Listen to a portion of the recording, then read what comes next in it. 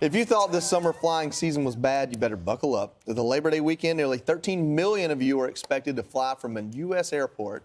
That's a big jump from last year. And boy, is it going to be a pain in the you-know-what. So far today, more than 3,000 flights are delayed and nearly 150 are canceled. So what's Mayor Pete going to do about all this travel chaos? Not much, apparently. Biden's transportation secretary launched a website to see how airlines treat you when they cancel your flight. And he's also got some airlines to provide some food and hotel vouchers. But overall, nothing to fix the actual problem, delayed and canceled flights. Judge, why do you think all these flights are being delayed and canceled? Well, first of all, a lot of people are flying now. Yeah. A lot of pilots are not flying. And I just want you to know how happy I am that Pete Buttigieg is on the case. Because Pete Buttigieg and the Department of Transportation is making sure that the rules are followed, and he is expanding the rights of passengers.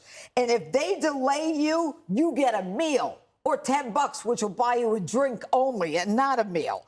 And then he says he's contemplating options to write new rules. This is all I got to say to you.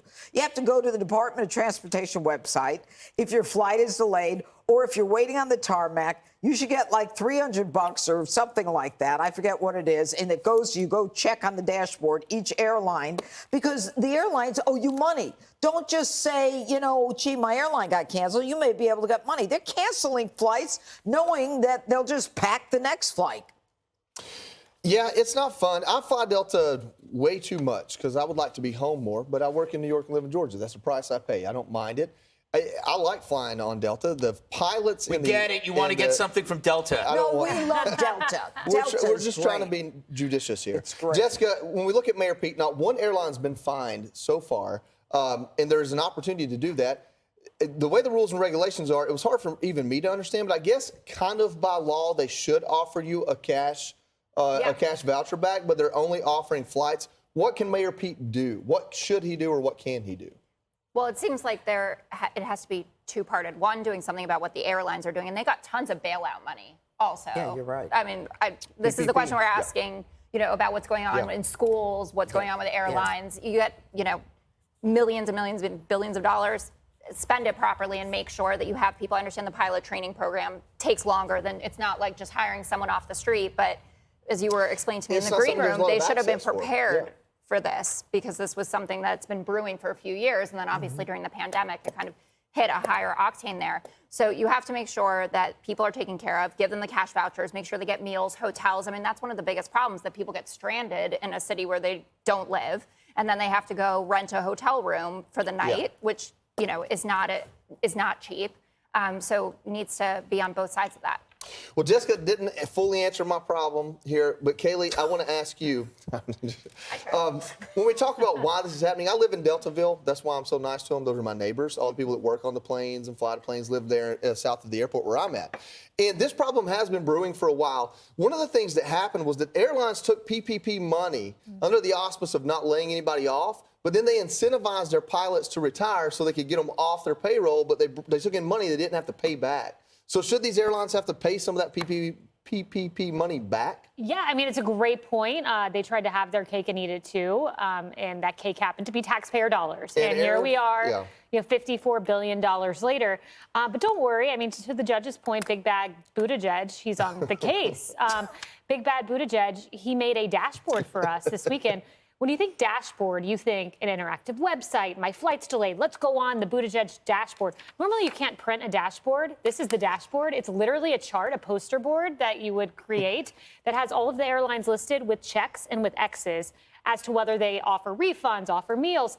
This isn't a dashboard. This is like 5 people in Pete's office who put together something so he could have a long weekend. I hope you're enjoying your time, Pete, because the rest of us are looking at your dashboard and getting no answers. Greg, the problem goes all the way down to the supply chain. It goes down to labor. I mean, they don't have enough people at Atlanta Airport to take the bags off the planes after 10 p.m. So you have to sit out there and wait for 3 hours. There are people that own little businesses that supply parts to these airplanes. When something's mechanical, if you put it on the ground for 6 months, it's going to break just sitting there instead of flying. So now you have a backlog of all this. So supply chain is a big part of it. You know, apparently the government's making sure they buy you a hotel room and give you a meal. I mean, I think there's more the government could do. I don't know. I mean, look, I'm going to have to defend the Biden administration here because I feel like we could find a segment on this topic from 2 years ago, 5 years ago, 8 years ago, and it will sound exactly the same. Whenever you do travel segments in high peak periods, it's all about cancellations. It's all about complaints. And why? Because nothing ever changes. It's not really just a lack of preparation. It's a lack of innovation in the airline industry. Imagine if computation, the computer chip industry, progressed like the airline industry. This phone would weigh 4 tons to do the exact same things that I wanted to. Our computers would be walls and walls of wires. That's because somehow the computer industry is constantly innovating, always tripling its computer power, every 3 years or some crazy thing. We need to start looking at airline travel with a new brain. There needs to be some new thinking about this. What would you do? Well, I think that we know that smaller planes can go faster. Maybe they start making more smaller planes. Maybe we start having these taxi cabs, these drones that can now just. I think releasing the pressure off the long haul flights with shorter flights might work. But what do I know? So I'm an English major. More connections. Or That's just terrible. No, I don't need. No, I mean more direct flights between small little things, and then electric bikes for everyone.